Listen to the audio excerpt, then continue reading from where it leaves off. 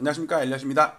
네, 오전에 제가 강남구가 조용히 무너진다는 영상을 올렸는데 그거에 대한 후속 방송입니다. 최상급지가 위험합니다. 여기서는 뭐냐면 아까는 강남구를 얘기했잖아요. 자, 이번에는 강남구 중에서도 압구정동이랑 그 다음에 또 그 시가총액 1등, 2등이 왔다 갔다 한 잠실동, 송파구의 잠실동 둘 다 최상급지잖아요.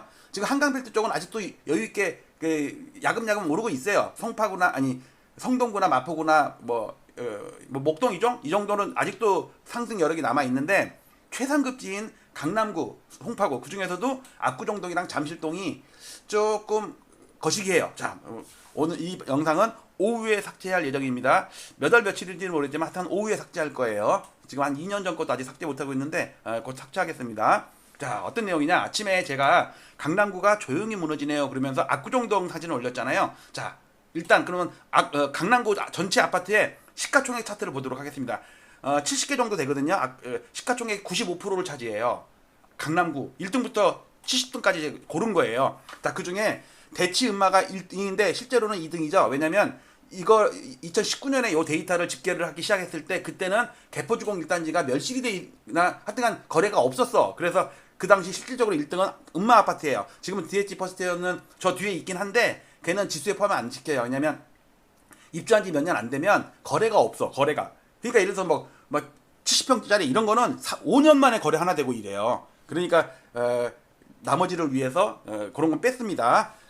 예를 들어 둔천주공도 지금도 저는 강동구에 포함 안 시켜요. 왜냐면 국토부도 아니 부동산원도 그렇고 KB도 그렇고 전부 지수에 포함을 안 시켜요. 왜? 등기가 안 났잖아. 그러니까 분양권 매매는요. 뭐 워낙 입주권 분양권 이런 거는 다운 계약을 한 다음에 나중에 그렇게 되면요. 갑자기 딱 그 신규 입주하자마자 등기 나자마자 갑자기 따블이 돼 버린다니까. 그러니까 지수가 왜곡이 돼. 그래서 그런 거 빼요. 자, 일단 여기서 음마, 렉슬, 압구정 신현대, 함보, 그다음에 현대 67차, 파워팰리스, 현대 1차, 뭐 레드펠 이렇게 순서가 쭉 있는데 이 중에 파란색 칠한 게 압구정동이에요. 제가 압구정만을 따로 모으려고 색깔을 칠했습니다. 자, 보세요. 신현대 67차, 현대 1차, 압구정 미성 2차, 그다음에 영동 한양, 그다음에 여기에 압구정 현대 8차, 그다음에 압구정 현대 3차.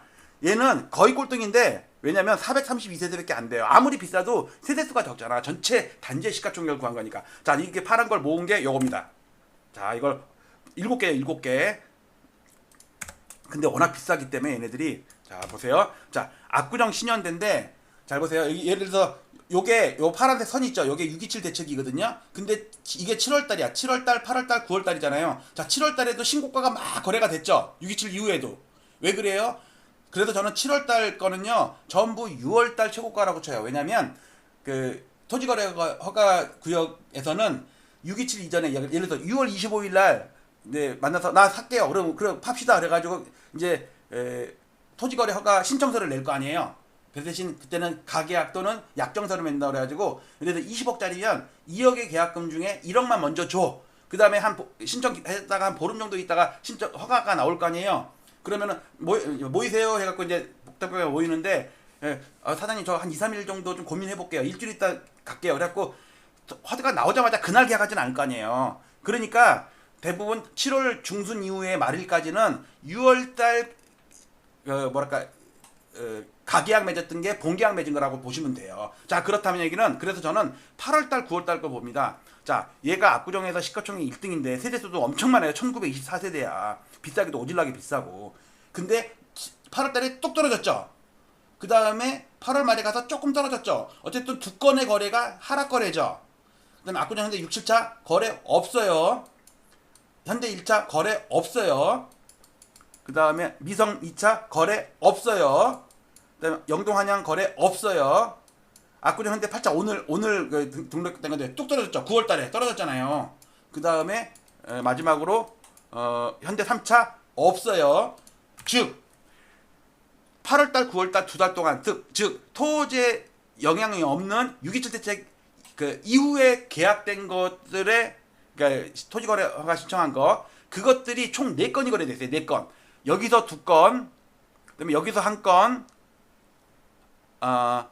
그냥 4건 여기서 또 1건이 어디 있었는데, 어쨌든 그런데 다 하락 거래야. 물론 거래가 없어서 그런 것도 있죠. 근데 그러면 예를 들어서 영동 한양, 압구정 미성 얘네들이 만약에 9월이나 10월에 거래될 때 신고가가 탁 튀어나올까? 힘들다고 봐요. 왜? 대장주가 두 개 다 연속 하락했잖아. 그 다음에 최근에도 하락했고. 즉, 얘네들은 앞으로 거래가 된다면 하락한 거래가 나올 가능성이 많아요. 특히 그 부수피 있잖아요. 부수피 그 아저씨 재밌어갖고 자주 보는데 정보가 일단 빨라서 좋아. 거기 보면은 호가들이 막 낮아지고 있어. 압구정 현대가 지금 실거래가는 등록이 안 되는데 호가를 계속 2번, 3번 낮추는 거래가 많이 보이더라고. 이게 그분이 방송하는 거 보니까 저 그거 자주 보니까 여러분들도 많이 봐서 좋아요 눌러주시고 엘리엇이 와서 보내서 왔어요. 그러면은 커피 마실 때 시럽은 공짜로 줄 거예요. 자, 이번에는 잠실 보겠습니다. 잠실, 그러니까 송파구를 볼게요. 송파구. 자, 이것도 파란색 칠한 게 잠실이겠죠. 여기는 여기도 하여튼 시가총액 커. 이 시가총액 1등이 헬리어 파크리오가 1등이지. 뭐 9,000세대, 6,000세대 이러니까 9,510세대, 6,864세대. 그러니까 잠실에서 1등은 엘스예요. 엘스. 엘리트.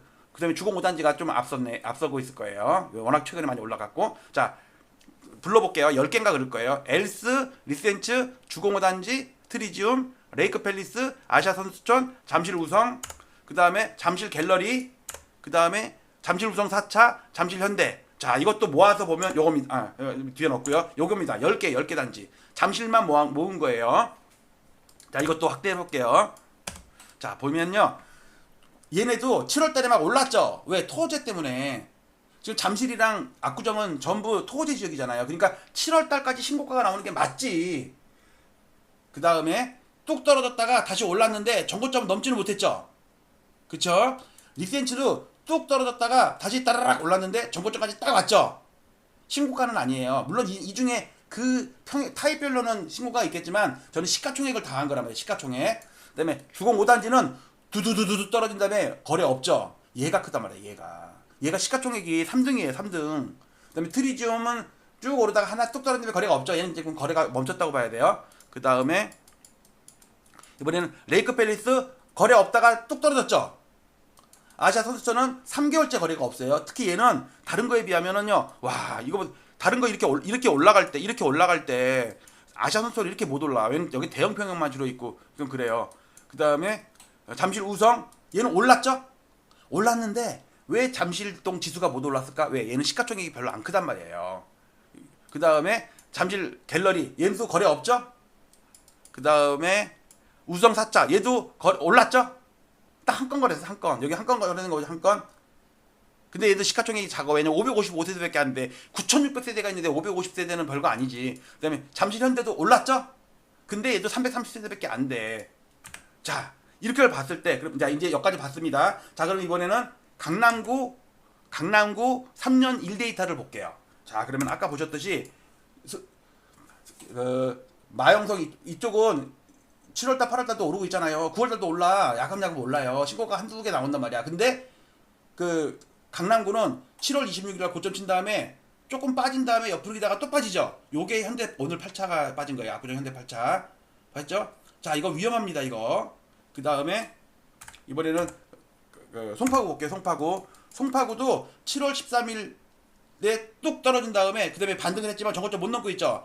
지금 잠실이나 압구정이나 이데서 신고가가 나온다는 얘기 뉴스 요즘 안 나오잖아요. 조용하잖아. 괜히 막 마영성에서만 마포가 어떻고 성동구가 또 신고가 나왔다고 자꾸 막 그런 뉴스만 나오잖아요. 즉 걔네는 중상급지잖아. 최상급지는 지금 떨어져 있거나 떨어지고 있다니까. 그리고 잘 보세요. 왜 7월 13일 때 고점 치고서 뚝 떨어진 다음에 그 고점을 못 넘고 있을까? 7월 13일에서 15일을 빼잖아요. 그럼 627 대책이에요. 주말 왜냐면 627이 금요일 날 하잖아. 금요일 날. 그러니까 토요일 일요일 날 동사무소 구청 안 하잖아. 그렇게 빼니까 날짜 딱 계산해 보니까 영업일 기준으로 정확히 2주 627 대책 이후에 2주 동안은 올라. 왜? 그 전에 약정 맺은 거라니까. 627 대책 이후에 약정 맺은 게 아니라. 자, 됐죠? 자, 그다음에 이번에 동별로 볼게요. 동별. 자, 이거는 잠실동입니다. 잠실동. 7월 12일 날 토요일 날 고점을 친 다음에 두두두두두 떨어졌어요. 이게 주로 주범이 누구라고요? 주공 5단지야. 그다음에 최근 들어서 반등을 하는데 정고점 못 넘고 있죠. 동별입니다. 물론 나중에 이렇게 넘을 수도 있지. 이렇게 앞으로 기다가. 자, 이번에는 뭐냐? 송파구, 잠실동, 압구정동은 내가 안 만들었구나. 이번에는 똑같은 건데 보세요. 잠실동은요 밑이 여기에 잘릴 정도로 많이 올랐단 말이야. 근데 송파구, 상계동은요, 노원구 상계동은 3년째 빠지고 있는 거 아세요? 1데이터입니다. 이거 하루 며칠만 더 빠지면요, 얘 지금 5년 만에 최저치래요. 이거 연글들 많았고 경매 많이 나고 있어요. 이거 처참하죠. 정리합니다. 자, 아침에 제가 강남구가 조용히 무너지네요 그랬는데 그거에 대한 상세 자료로 개별 아파트를 여러분들께 시가총액 데이터를 보여드렸습니다. 그 부동산에서 막 집주인들이 부르는 거 있잖아요. 그건 호가총액이에요. 호가총액. 주둥이 총액이에요. 이건 실거래가예요. 다 계약서를 다운받아갖고 한 거라고. 근데 오후에 삭제할 예정인데 최상급지가 지금 되게 위험한 것 같아요. 그러니까 이 얘기가 안 나오고 있단 말이야. 뉴스에서 안 나와요. 괜히 성동구 친구가 나왔다느니 뭐 목동에서 친구가 나왔다 이런 것만 나오는데 정작 대장주인 최상위급이 떨어지고 있다니까. 그러면 밑에 있는 동생들이 막 올라오다가 형들이 막 떨어지면 어떻게 되겠어요? 깽깽깽 할 거 아니에요. 그래서 조심하라는 얘기예요. 오히려 이때 뭐 노원구나 상계동이나 이때는 워낙 많이 빠졌기 때문에 이때 반등할 수는 있어. 그건 저도 모르겠어요. 어쨌든 지금 중상급지는 올라가고 중급지도 조금 따라 올라가려고 막 그러는데 최상급지가 꺾인다니까 하나 둘. 이거 조심해야 돼요, 여러분들. 자, 5회 삭제하겠습니다. 마치도록 할게요.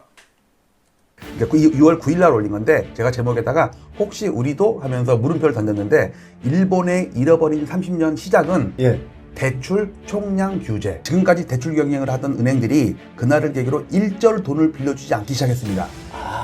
갑자기 대출을 끊어버린 거예요. 이게 진행되다가 그걸 가속화시킨 요인이 있어요. 뭡니까? 그거를 빗대면 우리나라에서는 어떤 대책이 나올 것인지 제가 볼 때 한 1, 2년 안에는 나올 것 같아요. 아, 대책이? 예. 뭐냐면 토지 공개념. 아, 잠깐만. 아니, 그거 되게 위험한 발언이야. 네. 세금 제도는 그 당시에 일본이 지조라고 그래가지고 토지세를 도입을 처음으로 했어요. 폭력단 신법도 범죄와의 전쟁을 벤치마킹한 거고 일본의 지조라는 것도 우리나라에 있던 종토세를 벤치마킹했다고 이따 신문기사에 나와요. 종합토지세. 예. 지금 명칭이 바뀌었죠. 이거를 유출해 본다면 저는 한 1, 2년 안에 토지 공개념이라는 게 도입이 될 것 같아요. 노태우 대통령 후보가 이제 당선이 됐어요. 12월 달에. 자, 여기에 보면요. 토지 공개념 도입 확대. 아, 저 얘기 맞아. 이게 88 올림픽 때 한 거예요. 여기 보시면요. 토지 공개념, 당론 윤곽, 민정당. 이게 이재명 대통령의 현재의 무기예요. 앞으로 토지 공개념을 어떻게 도입할 건지 제가 시나리오를 해보면 그거 좌파 이념이다. 공산주의 이념이다. 그 헨리 조지의 그 이념에서 나온 거거든요. 그러면 어떻게 이재명 대통령은 왜냐면 내가 가장 존경하는 노태우 대통령님께서 처음에 이걸 제시했고 민정당에서도 당론으로까지 했던 거다. 왜 반대를 하냐? 왜 지금 반대하냐? 이제 이렇게 빌드업을 할 게 저는 뻔하게 그려져요. 그럼 그 당시 35년 전에는요. 국민 84%가 찬성했대요. 이 시나리오를 잘 보면서 앞으로의 시나리오 한번 계획을 한번 해보세요.